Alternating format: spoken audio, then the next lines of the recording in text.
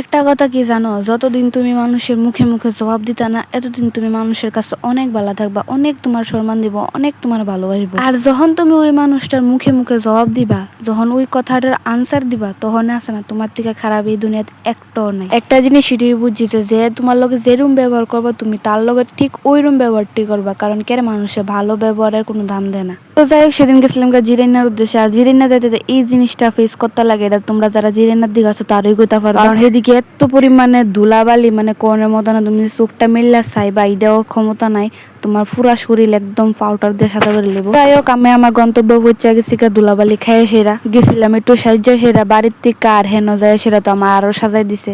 তো যাই হোক, আমি নিজের কাজ শেষ করে সেরা আমার বাড়ি যেতেছিলাম। আর বাড়ির যেতে তো আমার গাড়ি লেগে প্রায় 10 থেকে 15 মিনিট দাঁড়ান লাগছে, এত পরিমাণে গাড়ি কম থাকে। তো যাই হোক, তারপরে একটা গাড়ি পাইছি, আর গাড়িগুলা তো যাইতেছিল অন্য রাস্তা দিয়ে, মানে যে রাস্তা দিয়ে যাওয়ানোর কথা ওই রাস্তা দিয়ে গেছে না, গেছে আরেক জায়গা দিয়ে সেরা।